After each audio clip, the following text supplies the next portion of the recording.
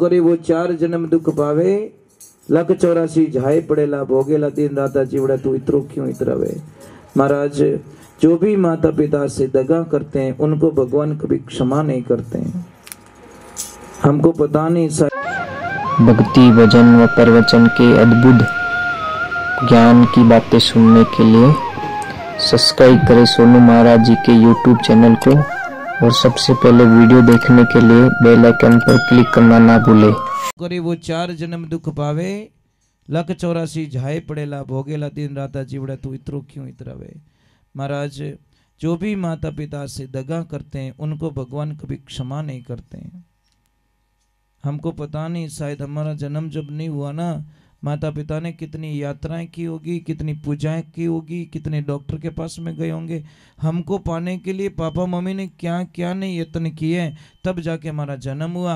और अब आते ही हम लोग परेशान करते पापा मम्मी को, तो कितना बेकार लगता है। एक बात का ध्यान रखें, जिंदगी थोड़ी सी है, थोड़ी सी जीवन है, जी लो, खुश होके जी लो।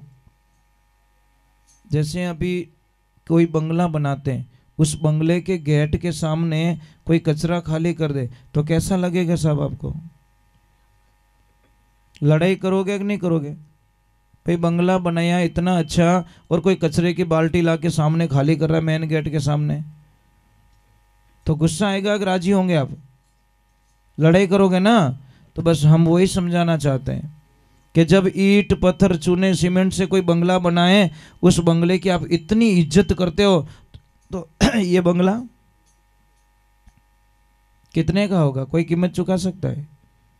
अगर भीलता तो धीरू भाई अंबानी शरीर चेंज करवा देते हैं। इतना पैसा है, हिंदुस्तान की नंबर 1 पार्टी,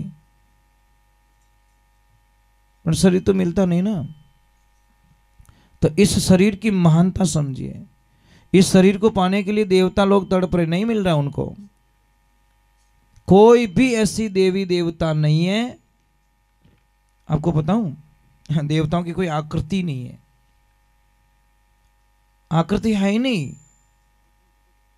अगर आकृति होती तो प्रकट होती साहब। आकृति नहीं है, प्रकृति है, एक शक्ति है, एक एनर्जी है। जब भी उनको कोई काम पड़ता है ना, किसी को संदेश देना होता है ना, तो इंसान के शरीर में प्रवेश करना पड़ता है, तब जाके उनका कार्य आगे होता है, नहीं तो होता भी नहीं है। तो अंदाज लगा दो, देवताओं को भी इस शरीर की आवश्यकता पड़ती है सब। भगवान श्री राम को जब राक्षसों का वध करना था ना, तो इस मनुष्य शरीर धारण करना पड़ा। भगवान श्री कृष्ण को धरती पे धर्म स्थापन करना पड़ा, तो मनुष्य शरीर की मतलब जरूरत पड़ी, नहीं तो डायरेक्ट भगवान थे वो, तो डायरेक्ट कुछ भी कर देते, ऐसे हाथ घुमाते हैं, सारों का विनाश कर देते, सारे कौरवों को खत्म कर देते हैं, धर्म की स्थापना हो जाती और वापस चले जाते। किसने अदृश्य शक्ति नहीं किया? नहीं, उनको भी प्रत्यक्ष रूप में आना पड़ता है मनुष्य शरीर में। परशुराम जी ने जो काम किया तो उनको मनुष्य शरीर में आना पड़ा। भीष्म पितामह आए तो उनको मनुष्य शरीर में आना पड़ा। यानी जो जो आज धरती पे जितने भगवान आए उनको मनुष्य शरीर धारण। कितनी अच्छी बात बोली।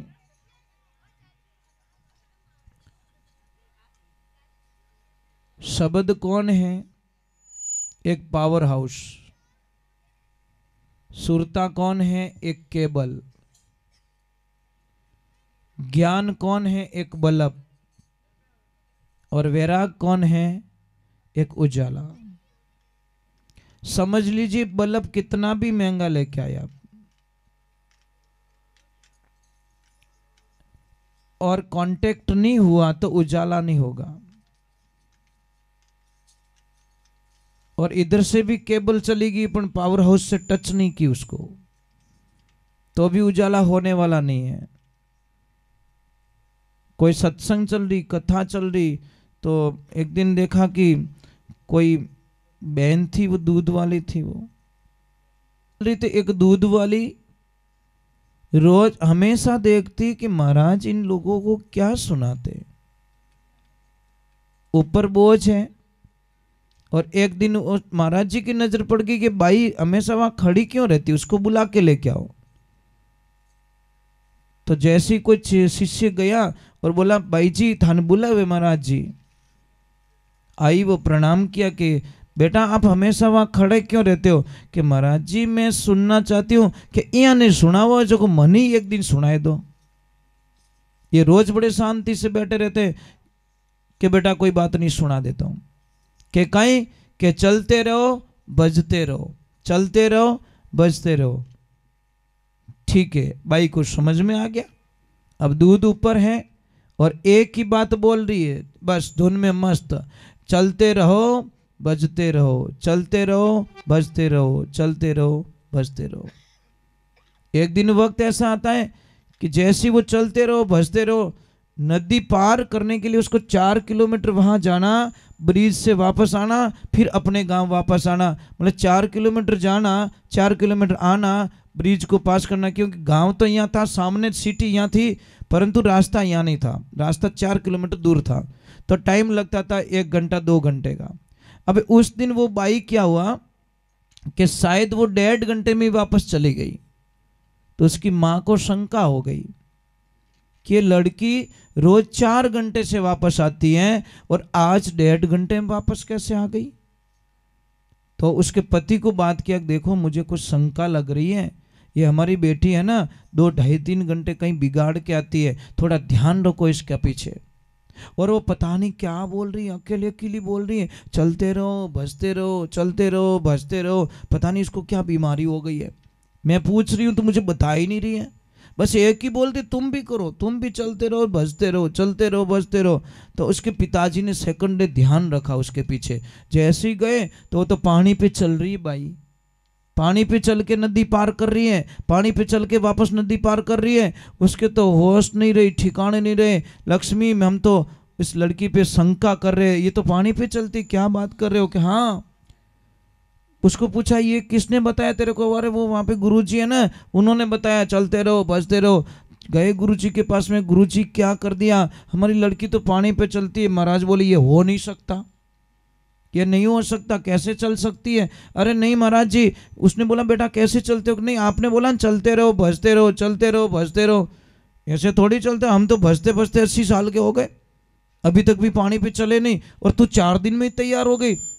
नहीं महाराज जी सच में, मैं वो नाम लेती हूँ मैं पानी पे चलने लग जाती हूँ। तो महाराज बोले चलो हमारी आंखों के सामने कर ले। वही बोला चलते रहो बजते रहो, वो बीच में जाके बोले महाराज जी आओ ना। कि नहीं भाई मैं तो डूब जाऊँ, मैं तो डूब जाऊँ। अरे बाप जी थाई बताइए, थाई डूब जाओ।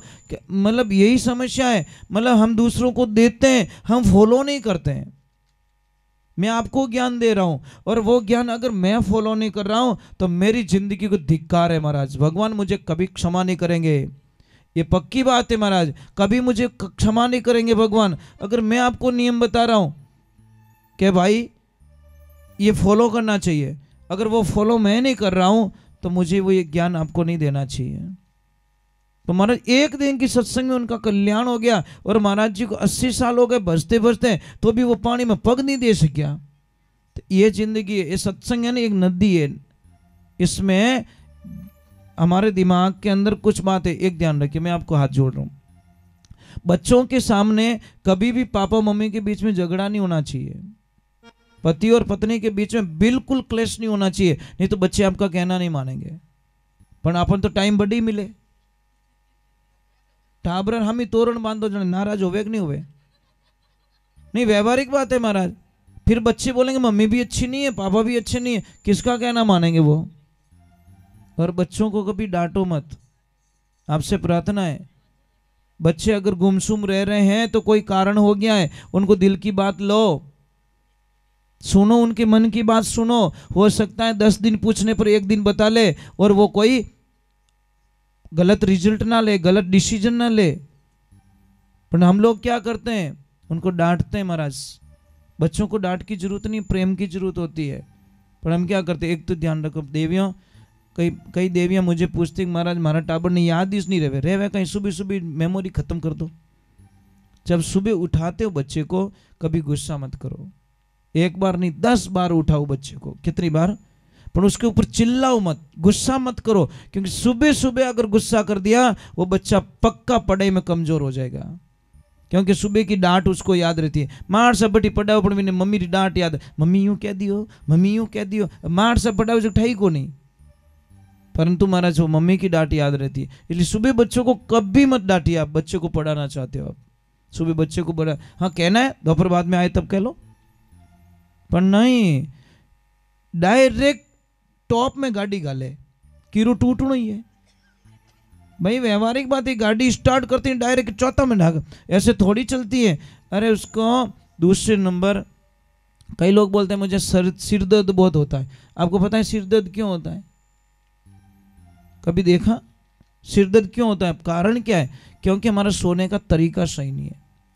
आप सही तरीके से सोना सीख जाओ, सिर दर्द नहीं होगा आपका। आप सोते कैसे हो? कई लोगों को हार्ट अटैक आता है, सिर की कमजोरी होती है, ये सब हमारे किसकी मेहरबानी पता है? आपको कल्पना नहीं आएगी। ये सब तकिया देवता की मेहरबानी है। ये जो तकिया लगाता है ना, वो टाइम टू टाइम बीमार पड़ते हैं। अब इसका कारण बता लेता हूं। जैसे पलंग बना ही है तो नियम क्या कहता है कि भाई पैरों की तरफ से ऊपर होना चाहिए। आपको कभी लाइफ में हार्ट अटैक नहीं होगा। खून की कमी, जब सिर में कमी आती है ना तो आपका सिर दर्द होगा, चक्कर आएगा, वो होगा। अब मातो तरा के इया पग रा के इया पचके मार पगा में सूजन आएगी, आनी बापड़ो खून तो आकी रात नीचो ही हाल्यो। समझ में आ रहा है कि नहीं आ रहा है? दिमाग में तो पहुंचा नहीं। कई लोग मुझे बोलते उठते ही हमको चक्कर आता है। अब चक्कर तो आया नहीं, आखिर टेढ़ो